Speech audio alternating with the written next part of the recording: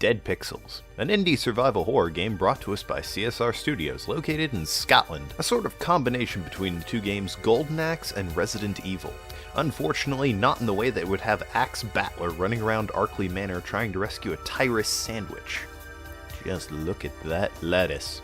The game is played very much like a Grindhouse-style picture, complete with film grain and even intro sequences to each mission. The first mission is the game's title's sake, Dead Pixels. Let's take a look. July 15th, 1983, New Hexington, New York. A toxic waste spill in the chemical plant finds its way into the city's water supply.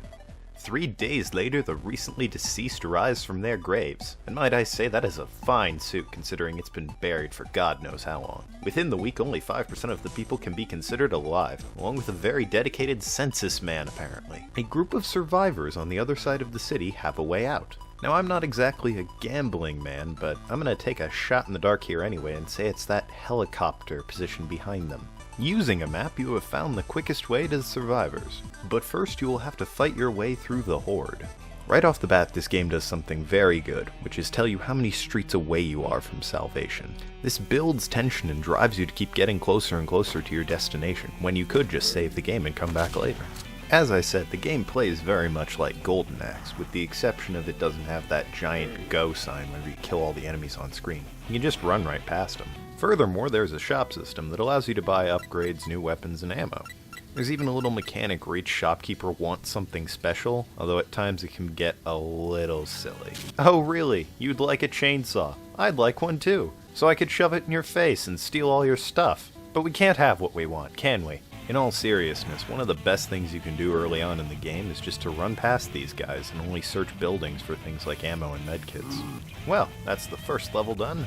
What's the next street hold?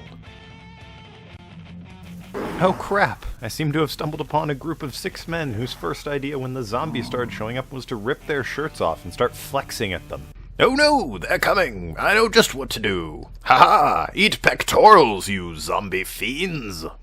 A point against the game, and I honestly don't know if this is a sign of its budget or time or something, but all the backgrounds are really similar. Oh, God left you, huh? That's really a shame. I hate it when breakups go bad. He left you again, eh? Alright, I heard you the first time. Okay, maybe the reason he left you is because you're a needy bitch. Maybe he was like, whoa, calm down, Craig. I created Sunday for a reason. You gotta stop flooding my answering machine here. Oh no, Bill died. That's really a shame. Oh, another Bill died. Alright then. Okay, was this a retirement community for Bills? What the hell? F.K. in the coffee. At this point I was devoured by ravenous hordes, so let's move on to the second gameplay mode. This one is simply called The Solution. September 16th, 1983. We have chosen you for a mission of the utmost importance. Gee, does it have to do with those zombies? Mid-July, a chemical plant reanimated the recently deceased. Since then, we have been looking for a solution to this problem. Oh, good to know they're looking. We think you might be that solution. Look, not to discourage you or anything here from finding said solution, but I'd rather like to go in on fact as opposed to a hunch that I might be the solution. At 2100 hours, you will be dropped off at the city's airport. From there, you will head west to the city's power plant. You know, I have a crazy idea here. How about you drop me off at the power plant so I can, skip the trip? Excuse me, madam, this is a bit of an important situation. You don't need to put your dating profile up on the PowerPoint presentation. Thank you. And if you survive all this, we'll give you the presidential pardon. Oh, good to know you're sending in a guy who's not only a criminal, but needs to be pardoned from the president. Yes, let's just drop the dangerous criminal off in the abandoned city with no way of keeping track of him. Amidst chaos, I'm sure nothing will go wrong and he won't try and, escape or anything. Unlike the last mode, this one allows you to select your character. Well, I see no reason why this guy wouldn't die immediately in a horror film scenario. On a serious note, where'd his shirt go? This time around, there's no storekeepers. It's just get from point A to point B. Also, you can save your game on ink ribbons. Where have I heard that before? Oh yeah! A couple key differences from the last gameplay mode with this one. First, you have significantly more life. This varies from character to character. Secondly, you can run much faster, again varying. And third, there are no shops, which means no upgrades. There's a system in which you can call in for supplies via a radio, but you cannot get upgrades from that, meaning running past them is highly advisable during this mission.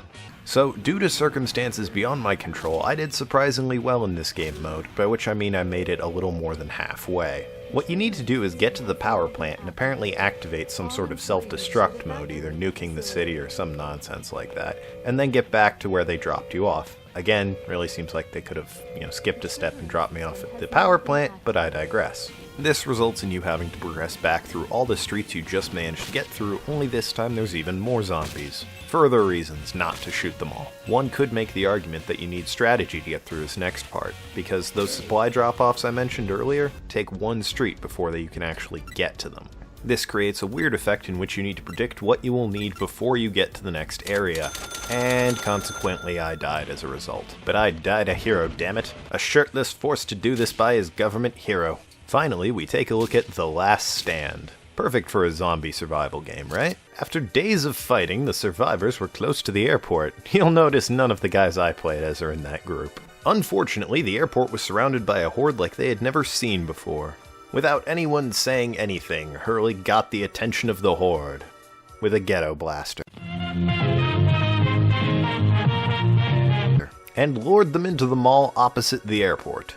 He had cleared the way for the other survivors, but trapped himself in the mall. So there's not a whole lot to say about this particular game mode. If you've ever played Killing Floor, it's a lot like that, but with pixels. At the beginning of every round, all the stores open up, and you're given a set amount of time to run in and buy all the stuff you can. Once your time's up, the round begins, and you need to hold out against the masses until the round's over. At which point, all the stores become open again and repeat. You can either do this endlessly or for 6 rounds in a time attack mode. I'm sorry, I hate to bring this up, Mr. Shopkeeper, but do you think I could just maybe stay with you for a while since, the zombies never come in here? I've never liked this sort of gameplay because I'm terrible at it, so I died almost immediately. It's just like that gypsy woman said, the legions of shirtless zombies will be my doom, and not in a hot way. Something that doesn't help this particular game mode is that they never got around to polishing it. You can literally run off the screen and have the zombies follow you, to the point where you can't see what's going on and have to work your way back onto the screen just so you can kill the zombies.